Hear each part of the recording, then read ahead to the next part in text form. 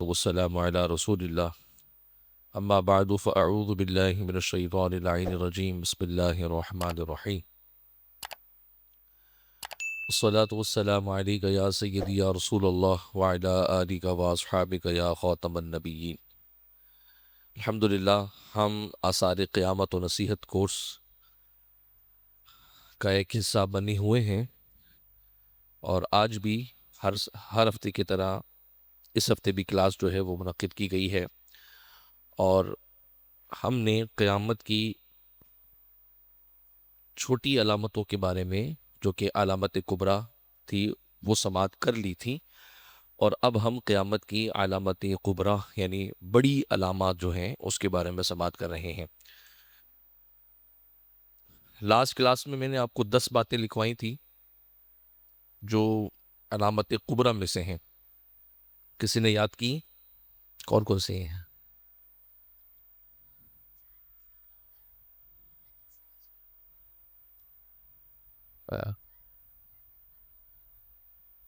شاباش۔ اور اور تابت الارض اور نہیں، ایک رہ گئی ہے بس۔ جزیرہ عرب میں مشرق اور مغرب کی جو جگہیں ہوں گی وہ زمین میں دھس جائیں گی۔ سبحان اللہ بھائی، اور کسی نے یاد کیا ہے؟ ہاں بھائی، ماشاء اللہ آپ نے یاد کیا ہے ابھی۔ ہاں، آپ کے بھائی بھی آتے ہیں نا؟ آپ نے یاد نہیں کیا؟ جی جی جی بتایا تھا، ماشاء اللہ۔ بیٹھیں، جزاک اللہ۔ اچھا، ماشاء اللہ۔ تو بہرحال آپ کا نام سائم سائم نے یاد کیا بھائی۔ اللہ تعالیٰ سائم کو اور کامیابی عطا کرے اور انشاءاللہ گفٹس کا کوئی نہ کوئی سلسلہ بنائیں گے کورس کے آخر میں، جو اچھا پڑھیں گی، جن کا اچھا کام لکھا ہوا ہوگا، نوٹس بنے ہوئے ہوں گے، تو اچھا ہے کہ حوصلہ افزائی کی جائے گی۔ یاد رہے، علم کو لکھ کر قید کیا جاتا ہے۔ اگر آپ یہ کہیں کہ علم جو ہے وہ ذہن میں محفوظ رہے گا تو ایسا نہیں ہے۔ حضرات انبیاء علیہم السلام کو اللہ نے طاقت و قدرت عطا کی تھی کہ ان کا ذہن اور ان کا جو ذہن ہوتا تھا، ان کا باطن ہوتا تھا، وہ سارا جو ہے وہ ایسا ہوتا تھا کہ انہیں کسی چیز کی حاجت نہیں پڑتی۔ ٹھیک، اس کے علاوہ انسانوں کی بات کریں، عام انسانوں کی، تو یادداشت جو ہوتی ہے وہ کمزور پڑ جاتی ہے۔ جو آج یاد کیا ہے برسوں بعد بھول جائیں گے، ذہن میں نہیں رہے گا۔ تو اس لیے فقہا فرماتے ہیں علم کو لکھ کر قید کر لو، قید العلم بالقلم، قلم کے ذریعے علم کو لکھ کر قید کر لیا جائے۔ اگر آپ علم کو قید کر لیں گے تو وہ چیز نسلوں تک محفوظ رہے گی، اور لکھی ہوئی چیز کبھی مٹتی بھی نہیں ہے۔ آج آپ نے لکھا ہے، کبھی آپ کو دل چاہے گا کہ یار وہ چیزیں ہم نے ریوائز کرنی، جو پڑھی تھی وہ سامنے لکھا ہوا ہوگا، وہ آپ کے مائنڈ میں پوری جو سینیریو ہوگا وہ سب آ جائے گا۔ تو لکھتے رہنا چاہیے، ٹھیک ہے۔ اچھا، 3 باتیں ہم نے بڑی علامات میں پچھلے ہفتے لاسٹ کلاس میں جو ہے وہ ہم نے سماعت کی تھیں۔ سب سے پہلے کیا ہوگا؟ سب سے پہلے نہیں، حضرت امام مہدی کا ظہور۔ حضرت امام مہدی رضی اللہ تعالی عنہ، ان کا ظہور ہے۔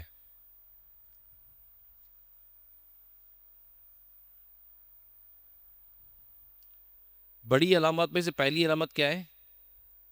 حضرت امام مہدی کا ظہور۔ آپ ظاہر ہوں گے، اور پوری تفصیل میں نے آپ کو بتائی تھی کہ آپ کی پیدائش ہوگی، آپ حسنی سید ہوں گے، آپ کی والدہ حسینی سید ہوں گی، جوانی آئے، بچپنا آئے گا، جوانی آئے گی، اس کے بعد پھر بیت اللہ میں آپ طواف کر رہے ہوں گے، تب وہاں آپ کا ظہور ہوگا، اور اس وقت کے اولیاء اللہ آپ کے ہاتھوں پر بیعت کر لیں گے، آپ کو اپنا امام مقرر کریں گے۔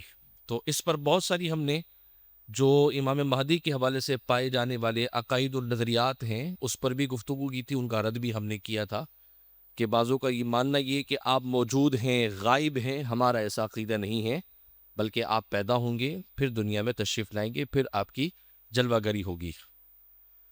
دوسری بڑی علامت کیا ہے قیامت کی؟ ان کے بعد ہم نے کہا تھا دجال آئے گا. کون آئے گا؟ دجال آئے گا، کیونکہ اس کو ہی مارنے کے لیے امام مہدی لشکر کشی کریں گے، لشکر بنائیں گے، لوگوں کو جمع کریں گے، بیت اللہ سے نکلیں گے، مشرق سے قافلے آئیں گے، لوگ آپ کے قافلوں میں جمع ہوتے جائیں گے. پھر آپ جو ہے کہاں پہنچیں گے؟ ملک شام، دمشق کی ایک مسجد میں، وہاں آپ کا قیام ہوگا، کیونکہ امام مہدی کو پتا ہے کہ اس کے ساتھ معرکہ کہاں لڑنا ہے، جنگ کہاں ہوگی. میں نے آپ کو بتایا تھا مقام لد پر جنگ ہوگی اور وہیں پر یہ مارا جائے گا. اور لد جو ہے اس وقت مقام لد اسرائیلی شہر کا نام ہے، اور وہاں پر بن گوریان نام کا ایئرپورٹ بھی بنا ہوا ہے، اسی جگہ پر جہاں پر یہ مارکا آخری ہوگا اور یہ دجال مارا جائے گا. ٹھیک. اچھا، امام مہدی ہوں گے، پھر آپ کہاں ہوں گے؟ مسجد میں نماز فجر ادا کریں گے، شام کی، دمشق کی، اور اسی مسجد میں حضرت عیسیٰ علیہ الصلوۃ والسلام کا ظہور ہوگا. تیسری علامت. ٹھیک ہے.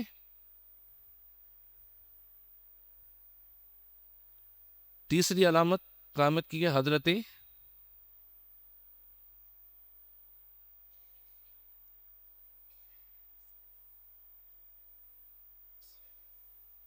آپ کا نزول ہوگا.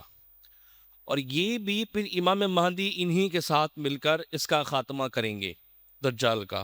ٹھیک ہے. اور یہ جب آپ دنیا میں تشریف لے کے آئیں گے تو آپ کی خوشبو سے ہی ڈر جائے گا، پگھلنا شروع ہو جائے گا، خوف طاری ہو جائے گا اس کے اوپر. اچھا، یہ آخری کنڈیشن ہے. جب یہ ظاہر ہوگا تو کیا کیا ہوگا، کیسا ہے، اس کے بارے میں ہم نے کہا تھا کہ تفصیل میں آپ کو بتاؤں گا حدیث پاک سے اور بہت ساری روایات سے. تو وہ یہ ہے کہ اللہ تعالیٰ نے اس کو بڑی طاقت دی ہے، اور یہ دنیا میں آج بھی ہے، مگر یہ چھپا ہوا ہے، مخفی ہے، ایک جزیرے کے اندر. حضرت تمیم داری رضی اللہ تعالیٰ عنہ سرکار دو عالم صلی اللہ علیہ وسلم کے صحابی ہیں. انہوں نے اس کو دیکھا بھی ہے، اس سے ملاقات بھی کی ہے، اس سے بات بھی کی ہے. حدیث و پاک میں آتا ہے. اور بعد میں جب دوبارہ سے یہ قافلہ لے کے اسی مقام پر پہنچے تھے تو پھر یہ جزیرہ ہی چھپ گیا تھا، اوجل ہو گیا تھا، پھر نظر نہیں آیا. آپ نے اس کو دیکھا کہ یہ زنجیروں میں جکڑا ہوا ہے، بڑے بڑے اس کے بال ہیں، جسم سے اس کی بدبو آ رہی ہے، اور اس کی آنکھ جو ہے وہ درمیان میں ہے اور انگور کی طرح پھولی ہوئی ہے. انگور ایسے ہوتا ہے نا، انگور کو اگر آپ یوں کر دیں ایسے اور اس پہ ایک آنکھ بنا دیں تو آپ کو سمجھو ایسے ہی ہوگا. اور آپ کو بتائے دنیا میں بہت ساری ایسی قوتیں ہیں تو دجالی فکر کی ہیں، ان کا جو سائن ہے وہ ایک آنکھ ہوتی ہے. کیا ہوتی ہے؟ ایک آنکھ ہوتی ہے، جو اس چیز کو ریپرزینٹ کرتی ہے، دجال کو ریپرزینٹ کرتی ہے. وہ اپنا امام اس کو مانتے ہیں، اور انہیں پتہ ہے کہ اس کو کس طرح کی شیطانی قوتیں، طاقتیں دی گئی ہیں، تو وہ سارے گندے حرکتیں، شیطانی کام کرتے ہیں، اور ان کا جو ماننا ہے کہ وہ یہ ہے. حدیث پاک میں نبی کریم صلی اللہ علیہ وآلہ وسلم نے ارشاد فرمایا ہے، مسند امام احمد کی روایت ہے،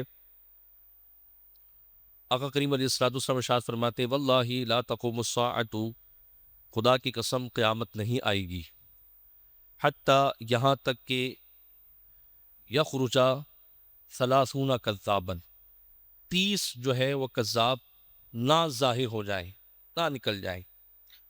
آخرهم الاعور الدجال ممسوح العین الیسری، کہ 30 کے بعد آخری جو دجال ہوگا وہ مسیح دجال ہوگا جس کی آنکھ کانی ہوگی. یعنی اس سے پہلے 30 دجال آئیں گے. دجل ہے کیا؟ دجال بنا کس لفظ سے ہے؟ پہلے یہ تھوڑا آپ سمجھیں تو آپ کو اندازہ ہوگا کہ ہم دجال بولتے کیا ہے. اصل دجال جو لفظ ہے یہ دجلن سے بنا ہے. کس سے بنا ہے؟ دجلن. ٹھیک ہے. اس کا معنی ہوتا ہے دجلن کا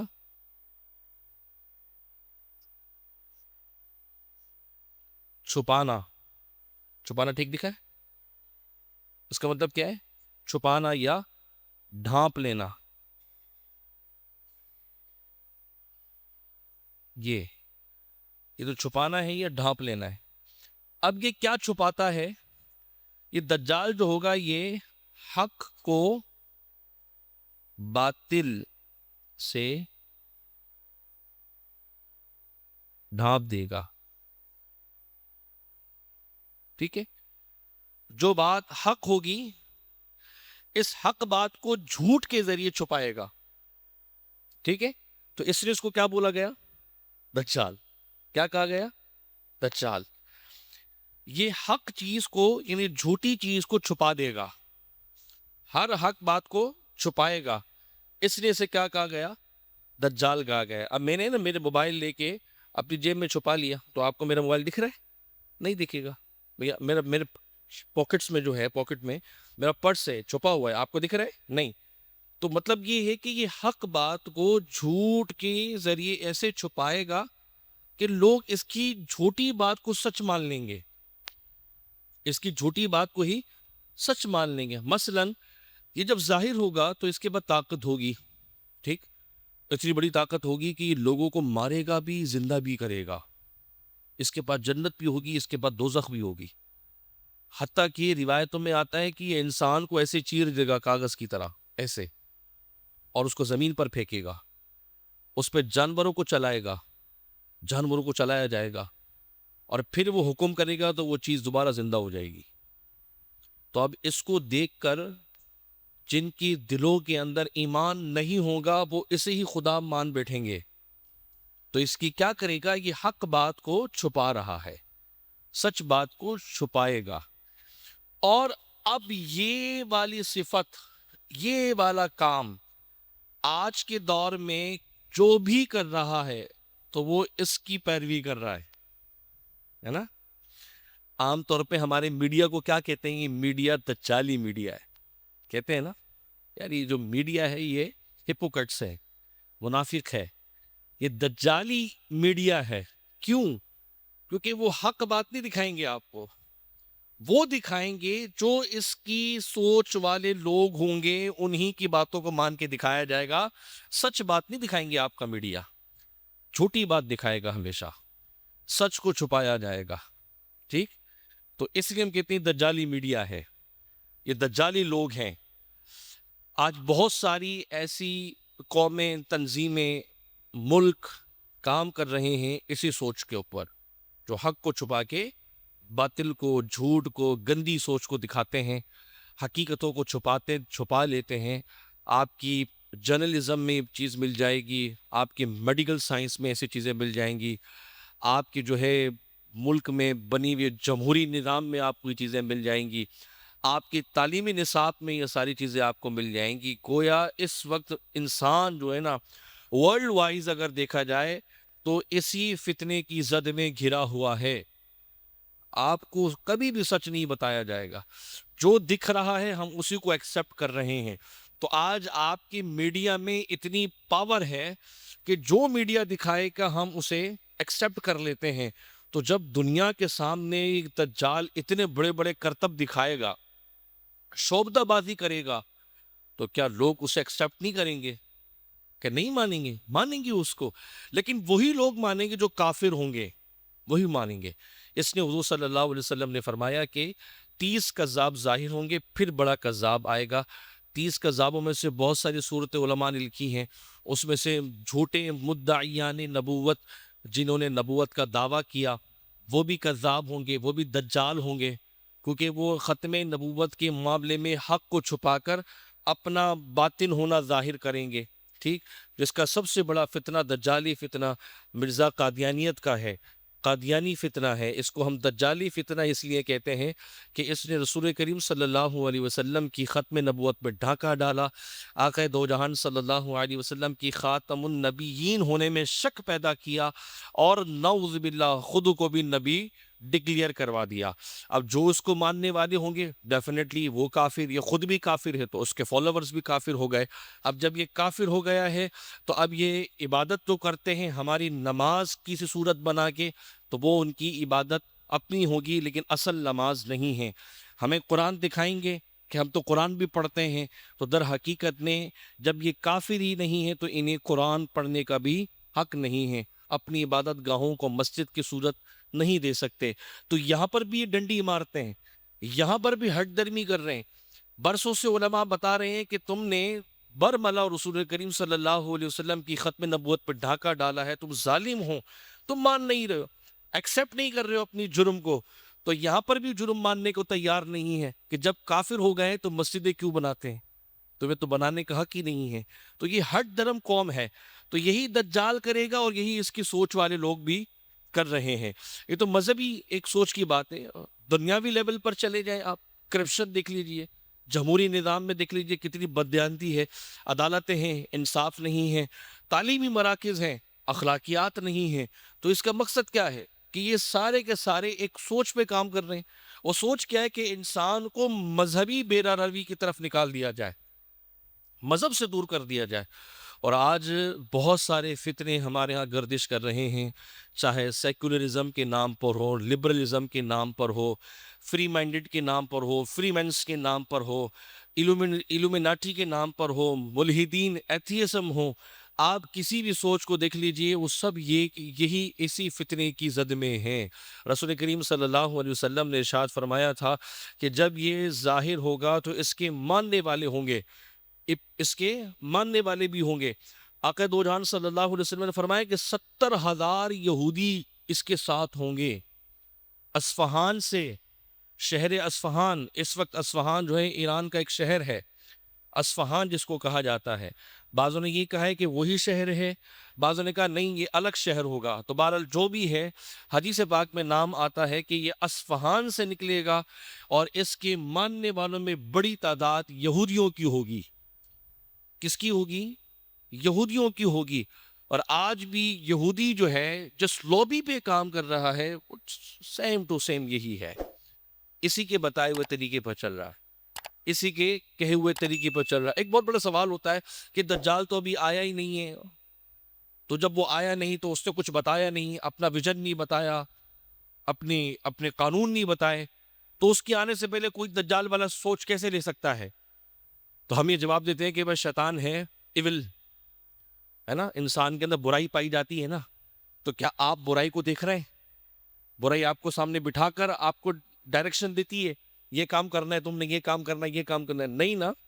تو جس طرح برائی دکھتی نہیں ہے لیکن ہر انسان کے اندر ایک بری چیز ہے اور وہ برائی کر رہا ہوتا ہے, ایسے ہی دجال ہوگا. اگرچہ وہ آیا نہیں ہے لیکن اس کے اندر بھی پائے جانے والی صفات انسانوں والی ہوں گی, کیونکہ یہ انسان ہے, کوئی دوسری مخلوق نہیں ہے, یہ انسان ہی ہے, ابن آدم ہے. یہ حدیثوں میں اس کا نام ابن سیاد کے نام سے آیا ہے. یہ انسان ہی ہے, اور جب انسان ہے تو ہر انسان کے اندر جو ہے برائی پائی جاتی ہے, تو لہذا اس کے اندر بھی ہوگی. تو ہم یہ کہیں گے کہ جس طرح اس کی برائی ہے وہ ذرا بڑی لیول کی ہوگی, تو جو چھوٹے چھوٹے ہیں اور اسی والا کام کر رہے ہیں تو وہ بھی دجال ہے, کہ حق بات کو چھپا کے اور جھوٹی باتیں ظاہر کرتے ہیں, جھوٹا پروپیگنڈا کرتے ہیں, جھوٹے نظریات کو لے کے آتے ہیں, اسلام کے مخالف جو ہے وہ دیگر چیزوں کو جو ہے وہ سامنے ظاہر کرتے ہیں. تو جو حق کے مقابل میں آ جائے گا, باطل چیز لے کے آئے گا, وہ اسی کی صفت میں ہے. اور آج ایسا ہو بھی رہا ہے, اور بہت ساری ایسی چیزیں ہیں جو آج ہمارے سامنے ہیں اور ہمیں فکر بھی نہیں ہوتی ہے, اور ہم اپنے بچوں کو کہتے ہیں جی ٹھیک ہے یہ تو فری مائنڈ ہے اور نیو مائنڈڈ ہیں, نئی ذہنیت کی بات ہے, کرنے دیا جائے. کیسے کرنے دیا جائے؟ آپ کا بچہ غیر شرعی کام کر رہا ہے, غلط سوچ کا حامل ہے, آپ کے بچے کے اندر جو ہے وہ غلط لوگ غلط سوچ ڈال رہے ہیں, اسلام سے اس کو بیزار کر رہے ہیں, اور آپ یہ کہتے ہیں کہ نہیں نہیں کوئی بات نہیں, ان کا اپنا اختیار ہے, بڑا ہو کے جو ہے ٹھیک ہو جائے گا. کتنا بڑا ہوگا؟ آج وہ 20 سال کا ہو گیا, 30 سال کا ہو گیا ہے. آج بہت سارے مولوی آپ کو داڑھی میں, پگڑی میں, کتابیں سامنے رکھے ہوئے بیٹھ جائیں گے, اور آج سوشل میڈیا پہ بہت سارے ایسے مولوی ملیں گے آپ کو, اور دین کی غلط تشریحات, احادیثوں کے غلط مطالب, قرآن مجید کی غلط آیات کا تراجم, یہ ساری کیا ہیں؟ یہی دجالی صفات ہیں, دجالی کام ہے. تو ہم حق کو تسلیم کریں گے, سچ بات کو مانیں گے. یہ نہیں کہ جس نے کہہ دیا فوراً ایکسیپٹ کر لیا, یار وہ تو ایسا کہہ رہا تھا, اس کی نے تو یہ ریفرنس دیا ہے. جو دے رہا ہے ریفرنس ہو سکتا ہے وہ جھوٹا بھی ہو, اس کے دل میں کوئی بات ہو, جو آپ کو بتا کے پیش کر رہا ہو. لہذا دین بالمشافہ علماء سے سیکھا جائے، علماء کے قریب رہا جائے. جب تک ہم مسجد، محراب اور منبر کے قریب تھے تب تک ہم لوگ جو ہے وہ مضبوط ایمان کے مالک تھے، کوئی ایمان ہمارا کمزور نہیں کر سکتا تھا. آج مسلمانوں کا حال یہ ہو گیا ہے کہ جس کی بھی ویڈیو دیکھیں گے، ہاں بھئی یہ بات بڑی پکی کر رہا ہے. اب چاہے اس میں صحابہ کی گستاخی ہو، چاہے اس میں جو ہے وہ علماء کی گستاخی ہو، چاہے اس میں جو ہے وہ اولیاء اللہ کی گستاخی ہو، ہم صرف نظر کر دیں گے. آج ایک بہت بڑا فتنہ ہمارے نزدیک اولیاء کاملین کی گستاخی پر آمادہ ہوا ہے. وہ بھی یہی سوچ ہے، بابے تو کوئی شے نہیں ہے. قرآن نے تو کچھ نہیں کہا ایسا کہ بابے کوئی شے نہیں. قرآن نے کہا ہے کبھی؟ بلکہ قرآن نے تو اولیاء کی صفات بیان کی ہے. الا ان اولیاء اللہ لا خوف علیہم ولا هم يحزنون، کہ اللہ پاک نے اپنے دوستوں کی یہاں پر تعریف نہیں کی.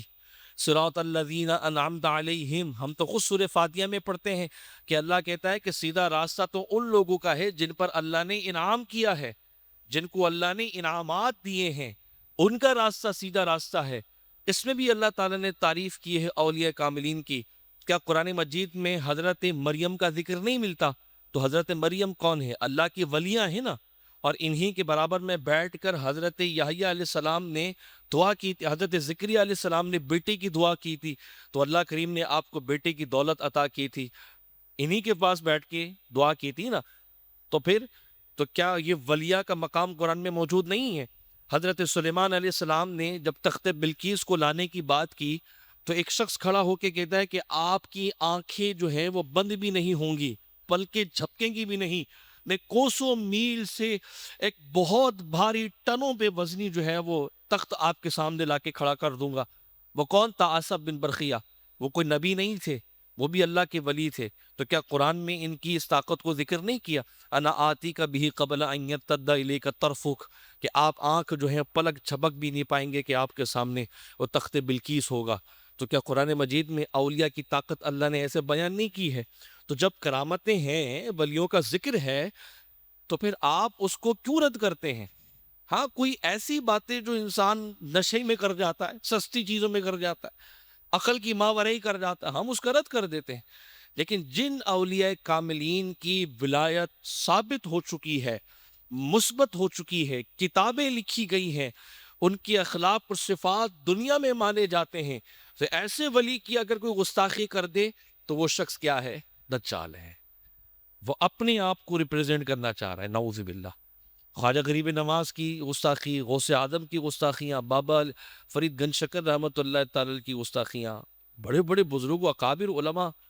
اور یہ لوگ پہلے گستاخیاں ولیوں سے کرتے کرتے صحابہ پہ آتے، پھر نبیوں پہ بھی آ جاتے ہیں، نعوذ باللہ. اور یہی آج ان لوگوں کا کام ہے. اور آپ دیکھ لیجئے ایک فتنہ بڑا گردش میں ہے. وہ فتنہ پہلے اس نے اولیاء کے خلاف گیا، اب وہ صحابہ کی گستاخی پہ آ گیا ہے. جناب امیر معاویہ رضی اللہ تعالی عنہ کو جو ہے اس نے گالیاں دینا شروع کر دی ہیں. یہ سٹیپ بائی سٹیپ اسی طرح سے اپنا جو سلو پوائزن ہوتے ہیں وہ ذہنوں میں منتقل کرتے جاتے ہیں اور قرآن و حدیث کی غلط تشریحات کرتے ہیں. تو وہ لوگ کون ہوئے؟ پھر دجل والے ہوئے، دجالی ہوئے. اس لیے ہم کہتے ہیں کہ اس طرح دجالی فتنے والے لوگ ہوتے ہیں. تو بہرحال حضور جان عالم صلی اللہ علیہ وسلم نے ارشاد فرمایا کہ یہ اس کا ظہور ہوگا. بے شمار میرے پاس احادیث کریمہ ہیں اس کے حوالے سے. اس کے فتنے کے متعلق رسول کریم صلی اللہ علیہ وسلم نے ارشاد فرمایا ہے کہ اللہ کے رسول صلی اللہ علیہ وسلم سے میں نے سنا، حضرت عمران بن حسین رضی اللہ تعالی عنہ فرماتے ہیں میں نے رسول کریم صلی اللہ علیہ وسلم سے سنا ہے کہ پیدائش آدم سے تا قیامت تک دجال سے بڑا کوئی فتنہ نہیں ہوگا، اس دجال سے فتنہ سے بڑا. بلکہ نبی کریم صلی اللہ علیہ وسلم اس فتنے سے بچنے کی دعا کیا کرتے تھے کہ اللہ کریم جو ہے اس فتنے سے محفوظ فرمائے. حدیث پاک ہے، حضرت عبداللہ بن حوالہ رضی اللہ تعالی عنہ مروی ہیں، سے روایت ہے، آقا دو جہان صلی اللہ علیہ وسلم ارشاد فرماتے ہیں کہ اللہ کے رسول نے ارشاد فرمایا جو شخص 3 حادثات کے موقع پر محفوظ رہا وہ نجات پا گیا. آپ نے 3 بار یہ بات دہرائی، یعنی 3 مواقع ایسے آئیں گے کہ جو بندہ ان 3 موقعوں پر اپنے آپ کو بچا لے گا وہ آخرت میں بھی کامیاب ہوگا. پہلا، حضور صلی اللہ علیہ وسلم نے فرمایا میں اگر جب دنیا سے جاؤں گا، حضور فرماتے ہیں تو اس وقت اپنے آپ کو محفوظ رکھے، اپنے آپ کو اس وقت محفوظ رکھے۔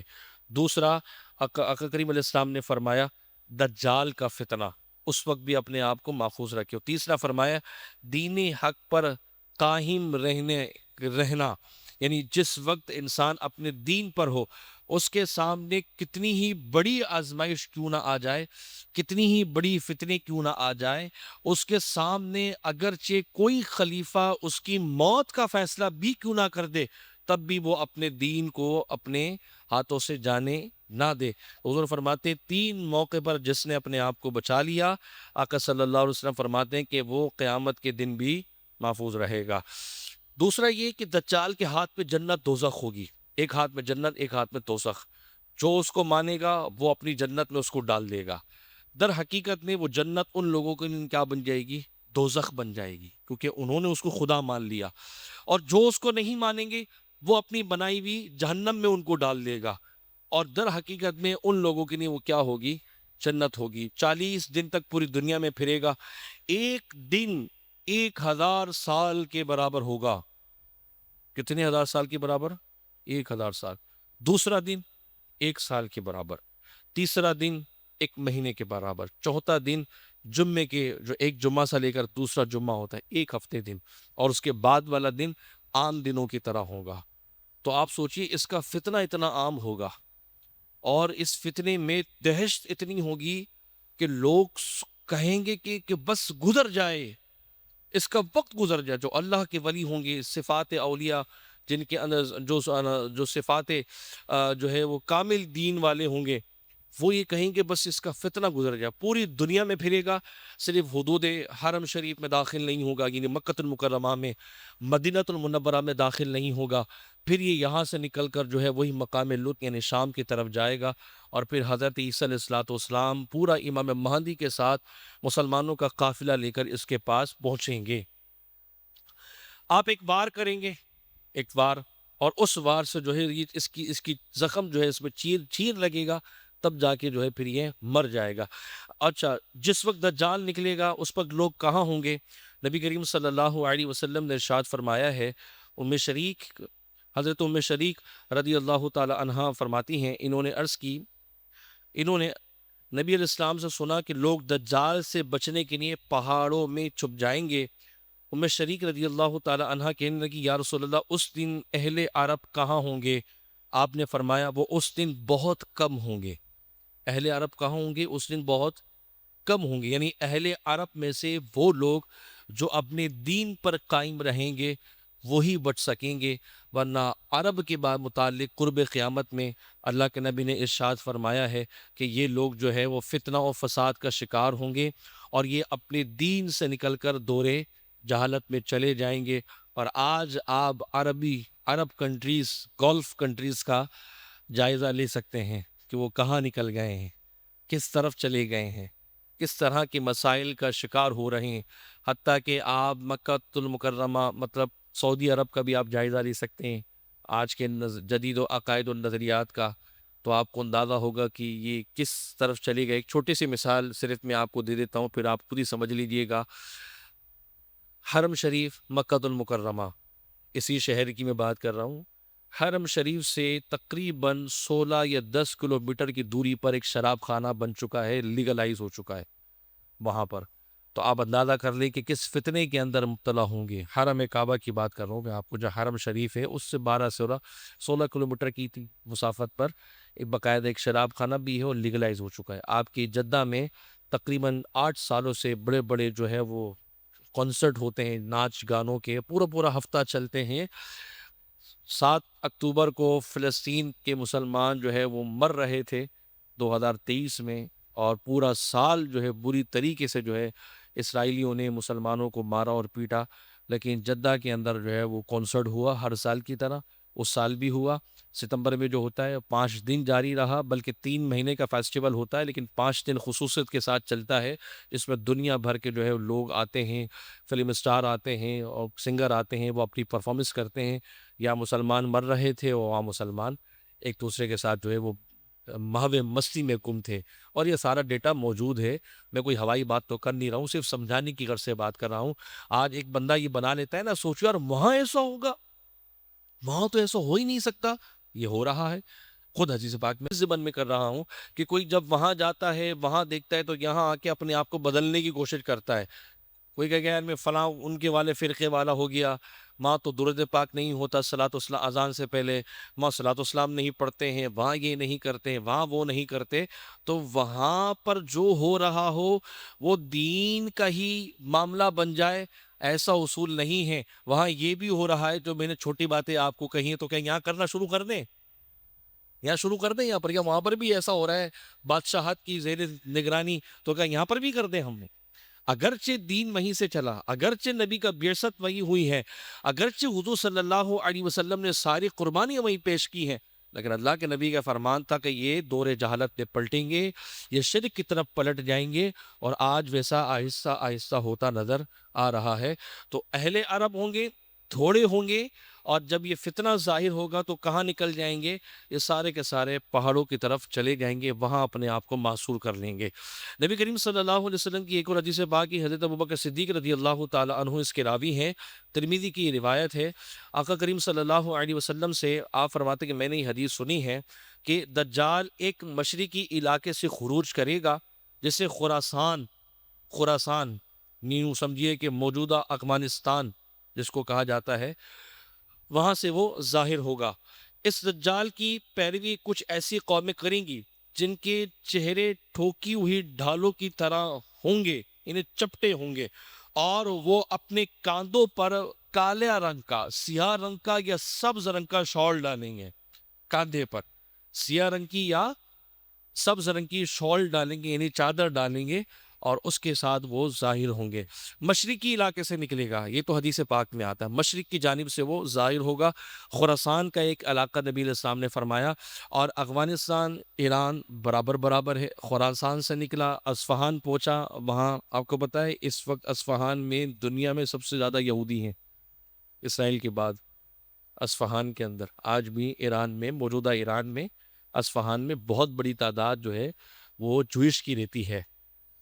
تو اب وہاں پر بھی وہ چھوڑتے نہیں ہیں، وہاں انہوں نے قبضہ کر لیا ہے اسرائیل کے اوپر. یہاں ان کا پورا ایک شہر آباد ہے، یعنی اسرائیل کے بعد سب سے زیادہ یہودی آپ کو ایران میں ملیں گے. بہرحال یہ حدیث پاک ہے، میں حدیث کے تحت بات کر رہا ہوں، کوئی ہوائی بات نہیں کر رہا، نہ کوئی فتنہ جو ہے وہ شرنگیزی والی بات کر رہا ہوں، صرف سمجھانے کے لیے بات کر رہا ہوں کہ بھئی یہ ایسا ہوگا. اور پھر وہاں سے وہ قافلے بنیں گے اس کے، پھر یہ پوری دنیا میں چلتا جائے گا. 70,000 یہودی اس کے ساتھ ہوں گے، اور ان یہودیوں کے بعد عورتوں کی بڑی تعداد اس کے ساتھ ہوگی، خواتین کی بڑی تعداد ہوگی. کیونکہ عورت جو ہوتی ہے وہ جذبات پہ قابو نہیں رکھتی، وہ جلدی بہک جاتی ہے، وہ جلدی فتنے کے اندر مبتلا ہو جاتی ہے، وہ حق اور سوچ کو اتنی جلدی جو ہے سمجھتی نہیں ہے.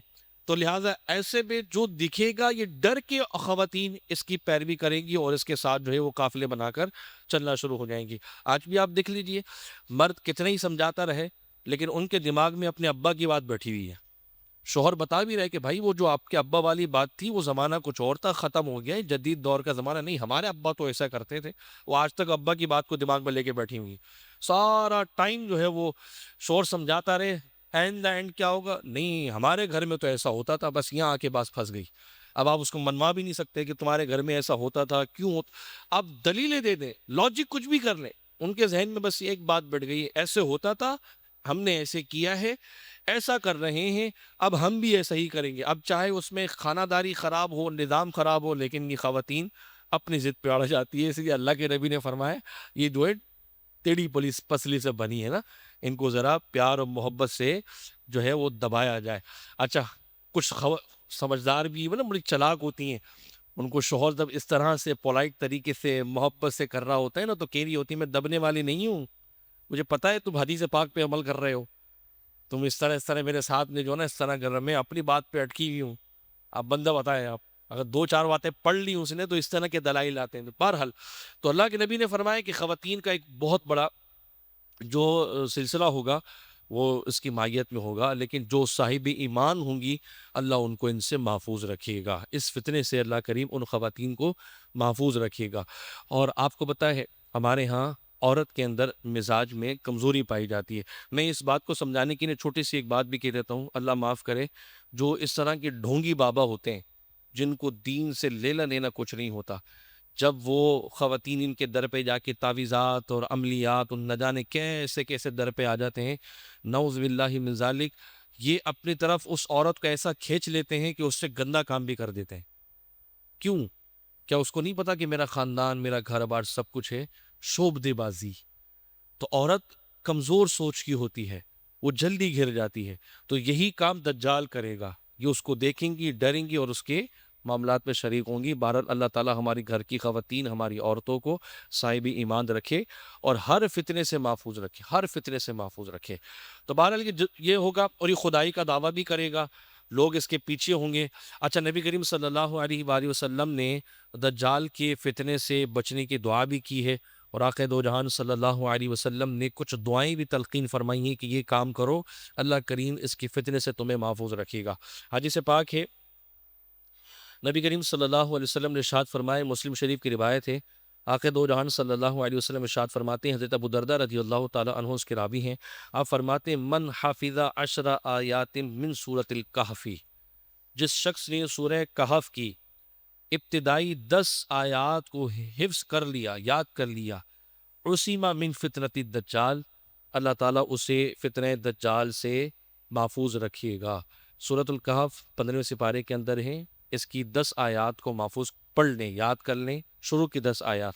اور ایک روایتوں میں یہ بھی ملتا ہے, مفہوم روایت ہے کہ جو سورہ کہف کی تلاوت کرے گا اللہ کریم اسے دجال کی فتنے سے محفوظ رکھے گا. تو اس لیے بزرگوں نے لکھا ہے کہ جمعے کے دن سورہ کہف کی تلاوت ضرور کی جائے کہ اس کا فتنہ بھی جمعہ کا دن ظاہر ہوگا. حدیث پاک میں ایک اور روایت ہے, نبی کریم علیہ السلام نے ارشاد فرمایا, جس شخص نے سورہ کہف کی کوئی 10 آیات یاد کر لی وہ فتنہ دجال سے محفوظ رہا. تو یہ بھی ہم نے اپنے عمل میں داخل کرنا ہے کہ اس کے فتنے سے بچنا ہے. حدیث پاک میں آتا ہے کہ یہ کافر بھی ہوگا اور اس کی آنکھ کے بیچ میں کافر لکھا ہوا بھی ہوگا, کاف لکھا ہوگا, جو ہے وہ فا لکھا ہوگا اور را بھی لکھا ہوگا, اور کس کو دکھے گا جو جن کی نگاہوں میں ایمانی طاقت ہوگی وہی وہ لکھا ہوا دیکھ پائیں گے. ایک آنکھ والا ہوگا, آپ کو بڑی حیرت میں بات ڈال دوں, اس بات کو شاید کبھی آپ کی توجہ گئی یا نہ گئی ہو, ایک آنکھ کو لے کر میں نے آپ کو بتایا, آپ کے ڈالر پہ بھی پیرامڈس بنا ہوا ہے, اس کے اندر بھی ایک آنکھ ڈالر کے اوپر بنی ہوئی ہے, اور نیچے جو ہے وہ کسی لینگویج میں اطالوی زبان میں کچھ لکھا ہوا ہے, new world order. New world order یعنی ایک دنیا بنا رہے ہم نئی, جس کا ایک نیا قانون ہوگا. اور وہ جو نئی دنیا بنی ہے آج کی کیا ہے, اس میں بہت سارے فتنے بچے بیٹھے ہیں, بہت ساری باتیں کر بھی نہیں سکتا ہوں, ویڈیوز بھی بن رہی ہیں, صحیح ہے, تو بہت ساری چیزیں ذہن میں آتی ہیں. نیو ورلڈ آرڈر کا کیا مطلب ہوا کہ وہ ایک ایسی گلوبل دنیا بنا رہے ہیں جو مذہب جس کے اندر نہیں ہوگا, جس میں مذہب نہیں ہوگا, جو چاہیں گے وہ کریں گے. اور کس کے بہاف پر؟ شیطان کے بہاف پر. سینیٹکس جو سوچ ہوتی ہے اس سوچ پر کون اس چیز کو لے کے چلے گا, ان کی اصل سوچ یہ ہوگی, یہ حق کو چھپانا, باطل کو لے کے آنا, یہ ہوگی. اس کی چھوٹی سی مثال, آپ سمجھدار ہیں, بڑے ہیں, آپ نے دیکھا ہوگا کہ کچھ دنوں پہلے جو ہے وہ ایپسٹینز فائل جو ہے نا لیک ہوئی تھی. ایپسٹینز فائل, جیفری ایپسٹینز کے بارے میں اگر آپ نے پڑھا ہو, سنا ہو, تو آپ بس اس کو سمجھ لیں تو آپ کو اندازہ ہو جائے گا کہ نیو ورلڈ آرڈر ہے کیا. بس اس کو, اس فائلز کو سمجھ لیں آپ, پھر آپ کو پتہ لگے گا ان لوگوں کی دنیا کیا ہے. صرف پیسہ, اور پیسے کو حاصل کرنے کے جدید ذرائع ابلاغ, کیسے پیسہ بنایا جائے, اور اس پیسے کو بنانے کے لیے جتنے ذرائع جن سے دولت نکلتی ہے ان سب پر ان کا قبضہ. پیٹرول ان کے پاس ہے, پورے پیٹرول پہ انہوں نے دنیا بھر کے قبضہ کیا ہوا ہے. موٹر انڈسٹری ان کے پاس ہے, فیشن انڈسٹری ان کے پاس ہے. آپ کے فیشن جو ہوتا ہے, ہم کہتے ہیں وہ جو کر رہے ہیں وہی فیشن ہے. یہ ہمارا مشرقی لباس پسند نہیں آتا, ہماری عورت کو بھی مشرقی تہذیب والا, پردے والا لباس سمجھ نہیں آتا. وہ کہتی ہے وہ کیا کر رہے ہیں, یورپ کیا کر رہا ہے, مغرب کیا کر رہا ہے, وہ جیسا فیشن لے کے آتے ہیں ہم ویسے ہی کرنے کی کوشش کرتے ہیں, جبکہ اللہ کے نبی نے یہود و نصارہ کی طرز لباس سے منع کیا ہے, لیکن ہم وہ کرنے کو تیار ہیں. انڈسٹری ان کے پاس ہے. اور دوسرا, جتنی بھی ذرائع ہیں پیسوں کے وہ ان کے پاس، بینک کا نظام دیکھ لیں وہ ان کے پاس. تو یہ جو سوچ والے لوگ ہیں یہ امیر سے امیر، بڑے سے بڑے ہیں، دولت ان کے پاس ہے. جس ملک کو چاہتے ہیں وہ ہائر کر سکتے ہیں، ہر ملک میں اپنا قانون نافذ کر سکتے ہیں. بدقسمتی سے ہمارے ملک میں بھی انہی کا قانون چل رہا ہے.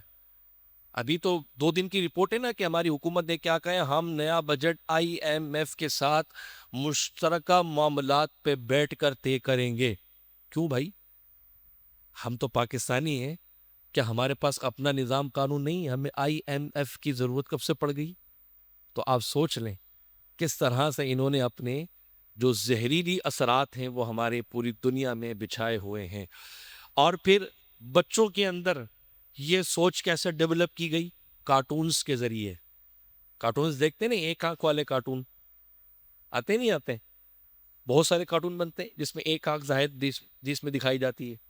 اور وہ کارٹون جو دکھائے جا رہی ہوتے ہیں ان کے پاس بڑی پاور ہوتی ہے، وہ کسی کو بچا رہے ہوتے ہیں، کبھی اس کو بچا رہے ہوتے ہیں، کبھی اس کو بچا رہے ہوتے ہیں. کیا ہے یہ؟ ان کے ذہنوں میں یہ چیز ڈالی جا رہی ہے، نوٹس کے اوپر، چیزوں کے اوپر. ابھی چند دنوں پہلے جو ہے وہ بچوں کی خریداری کرنے ہے کپڑوں کی، آپ یقین کریں کارٹون تھا، باقاعدہ پیرامنٹس بنا ہوا تھا، ٹانگیں تھی، ہاتھ تھے اور اس کے اوپر وہ آنکھ بنی ہوئی تھی. میں ان دکاندار کو سمجھایا بھائی یہ کیا کر رہے ہو آپ چیز کو سمجھنے کے لیے دیکھ تو لیا کریں کیا بیچنا ہے کیا نہیں بیچنا. البتہ بہرحال وہ مذہبی سوچ والے تھے تو مان گئے بات کو، انہوں نے ہٹا دیا ہو، یہ بھی اچھا ہوا. تو یہ دیکھیں وہ آپ نے کارٹون کا نام بھول گئے جو یلو کلر کا ہوتا ہے اور چشمہ لگایا بتا گول سا، اس کی ایک آنکھ ہوتی ہے نا، بنانا کر رہا ہوتا ہے، ایسا ہی ہے. تو کیا ہے یہ دجالی سوچ ہے. اچھا یہ بھی ایک بہت بڑا ٹاپک ہے، ٹائم ختم ہو گیا نہیں تو میں آپ کو کارٹون کے اوپر ہی سمجھانا شروع کر دوں. اسپائڈر مین خیالی تصور ہے نا. اچھا سپر مین خیالی تصور ہے، آئرن مین، ایونجرس پوری سیریز ہے، بیٹ مین پوری سیریز ہے. کیا ہے یہ؟ اس کا تو لاجک ہی نہیں ہے، ان کا تصور ہی نہیں ہے. پر کیوں آئے یہ؟ اچھا سپر مین نے بلو اور ریڈ ہی کیوں کپلے کاسٹیوم پہنے ہوتے ہیں؟ وہ بلیک کلر کا کیوں نہیں ہے؟ وہ وائٹ کلر کا کیوں نہیں ہے؟ لیکن وہ بلو کاسٹیوم میں ہے اور ریڈ کاسٹیوم میں آپ کو نظر آئے گا. اسپائڈر مین کا بھی ریڈ کاسٹیوم اور بلو کاسٹیوم اس کا نظر آئے گا. کیا ہے بھائی؟ سپر مین کریکٹر آیا کہاں سے؟ ڈزنی ورلڈ ہے کس کا؟ یہودیوں کا. یہودی کون ہے؟ جو کتابیں پڑھتے ہیں، انہیں پتا ہے. ایک چھوٹی سی مثال میں آپ کو دوں، سیرت انبیاء میں کون سے ایسے نبی ہیں جو ہواؤں میں اڑتے تھے، جن کے پاس بہت بڑا تخت تھا، جو فیصلے کرتے تھے؟ کون تھے؟ سلیمان علیہ السلام. تو کہاں سے لیا یہ کانسیپٹ سپر مین کا؟ اسی جگہ سے لیا، اور وہی چیز یہاں آ رہی ہے سپر مین والی. حضرت عیسیٰ علیہ الصلوۃ والسلام نے جو پرندہ بنایا تھا مٹی سے، ہے نا، اس پہ پھونک ماری تھی اور وہ اصلی پرندہ ہو گیا تھا. اس کے بارے میں مفسرین کر فرماتے وہ چمگادڑ تھی. وہ کون تھی؟ تو بیٹ مین کیا ہے؟ چمگادڑی والا بندہ ہے نا. وہ آتا ہے، چمگادڑیں آتی ہیں. کہاں سے آیا کانسیپٹ؟ صحیح بتا رہا ہوں آپ کو میں، یہ کانسیپٹ کہاں سے آیا ہے؟ تو آپ یہ دیکھیں کہ ہمارے بچوں کے مائنڈ سیٹس کو اس طرح سے انہوں نے بنایا ہے. آئرن مین وہ لوہے کا سوٹ بن جاتا ہے، اڑتا ہے.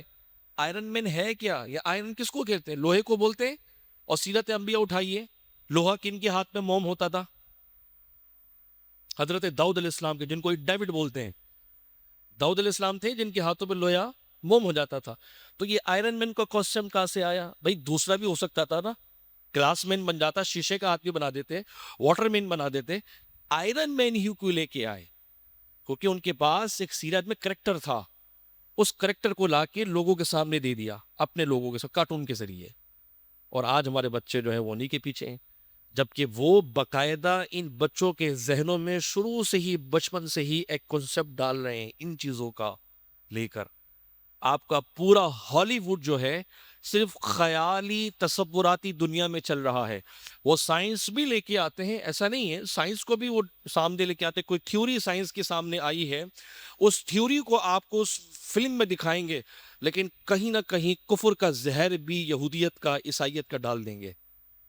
میں بلو اور ریڈ شیڈ کی بات کر رہا تھا، کلر کی.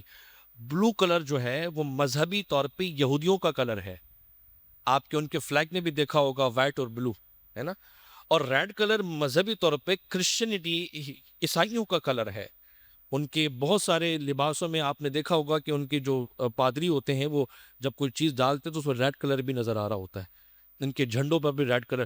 ویٹیکن سٹی ان کا بہت بڑا مذہبی کیتھولک عیسائی ہیں، ان کا مرکز ہے، ان کا جو فلیگ ہے اس میں بھی وائٹ اور ریڈ کلر کا کمبینیشن ہے۔ تو وہ آپ سمجھ رہے ہیں پھر؟ تو یہ چیز کیسے کام کر رہی ہے؟ اس پر گھنٹوں کلاسز ہو سکتی ہیں، مطلب دنوں پہ بات جا سکتی ہے سمجھانے کے لیے اس چیز کو لے کر، دجال کو لے کر۔ یہ تو بعد میں آئے گا، لیکن انہوں نے پوری مارکیٹ سیٹ کر دی ہے آپ کی ہر چیز کو۔ یعنی یہ سمجھ لیے کہ آج ہم بھی کہیں نہ کہیں اس چیز کا شکار ہوئے ہیں، ہر طریقے سے، ہر طریقے سے۔ اور سب سے بڑا یہ ہے سب سے بڑا اس وقت، یہی تو ساری چیزیں ڈیولپ کر رہا ہے۔ انہوں نے اس کو بنایا، اپروچ کیا، لے کے آئے۔ ہاں، آپ اس کو ضروریات زندگی بنا سکتے ہیں، آپ اس کو ضروریات زندگی بنائیں، لیکن یہ بچنے تھوڑی دے گا آپ کو۔ ہمیں پتہ ہے نا کیسے پاپل ملنا پڑتے ہیں، اور یہ اتنی بڑی چیز اس چھوٹے سے بچے کے آپ کے ہاتھ میں دیں۔ میں اگر آپ کو AK-47 دوں، اتنی بڑی گن، اور میں اس بچے کے ہاتھ میں دے دوں، آپ مجھے کیا کہیں گے؟ کہیں گے مولانا صاحب کیا کر رہے ہو، میرے بیٹے کے ہاتھ میں دے رہے ہو، آپ یہ گن دے رہے ہو، اور یہ کیا ہے جو آپ نے خود دیا ہے خرید کے؟ یہ کیا ہے؟ یہ ایٹامک پاور سے زیادہ خطرناک ہے، ایٹامک پاور سے زیادہ۔ یہ جو چیز آپ اپنے بچوں کو دے رہے ہیں، چھوٹے سے بچے کے ہاتھ میں دے دیے۔ ہاں، آج بچہ بولنا شروع ہو تو اس کو بولنا ہے اللہ اللہ، لیکن وہ کتے کی آواز، طوطے کی آواز، بلی کی آواز، اور ہم خوش بھی ہو رہے ہیں، وہ بلی کی طرح بول کے دکھا، اور طوطے کی آواز نکال کے دکھا، ہاں، جبکہ اس کو کون ہے اللہ بولا ہے، کیونکہ ہم دے ہی رہے۔ وہ طوطا طوطا شروع ہوتا ہے تو شام تک طوطا طوطا ہی چل رہا ہوتا ہے۔ ہم کہتے ہیں کارٹون تو دیکھ رہا ہے، طوطا ہی تو دیکھ رہا ہے، یہی تو غلط ہے۔ اور بکری کے کارٹون دیکھ رہا ہے، فلاں کے کارٹون دیکھ رہا ہے، فلاں، یہی تو غلط ہے کہ آپ نے اپنے بچے کی زندگی میں، ذہن میں وہ ایک مطلب امیج ایسی ڈال دی ہے کہ شاید اسی کو بچپنا کہتے ہیں۔ وہ بچہ کارٹون ہو چکا ہے، ابھی تک کارٹون کی زندگی سے نکل ہی نہیں رہا ہے، وہ کارٹون بن گیا ہے۔ وہ سچ ہے کہ وہ نہ ماں باپ کی عزت کر رہا ہے، نہ گھر والوں کی، نہ مذہبی ذمہ داری، نہ اسکول جانا ہے، وہ کارٹون بن چکا ہے، لاوارث ہم نے خود بنایا۔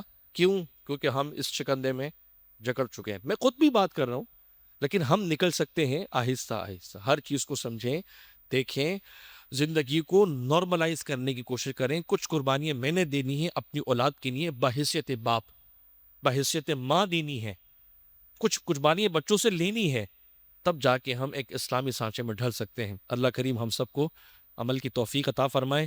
اس ٹاپک پر باتیں بہت ہو سکتی ہیں، لیکن پھر بھی جتنا ہو سکا میں نے آپ کو سمجھایا کہ یہ ہے کیا، کب آئے گا، کیا ہوگا، لیکن ابھی سے غور کر لیں۔ دونوں چیزیں آپ کو سمجھائی ہیں، یہ آثار قیامت ہیں، قرب قیامت ہیں، یہ چیزیں ظاہر ہوتی جا رہی ہیں۔ اللہ کریم ہمیں ان فتنوں سے محفوظ رکھے، اپنے ایمان کی حفاظت کی توفیق عطا فرمائے، اور ہم سب کو اللہ کریم دنیا سے ایمان سلامت لے جانے میں کامیابی عطا کریں۔ بسم اللہ الرحمن الرحیم، اللہم صلی وسلم وبارک علی سیدنا و مولانا محمد وعلی آلہ واصحابہ وبارک وسلم۔ الہ العالمین، یا اللہ ہم سب کی حاضری کو اپنی پاک بارگاہ میں قبول و منظور فرما، ہمارے والدین کی مغفرت فرما، دونوں جہاں میں رحمت برکت عطا فرما۔ میرے مالک ہم سب کو، ہمارے گھر والوں کو برکت نصیب فرما، دین پر استقامت عطا فرما۔ یا الہ العالمین، یا اللہ، یا کریم، جو ہم سیکھ رہے ہیں سیکھ کر عمل کی توفیق عطا فرما، ہمیں اپنے بچوں کی، اپنے آپ کے اچھی تربیت کی توفیق نصیب فرما، نماز پنجگانے کی توفیق عطا فرما، دین پر استقامت عطا فرما۔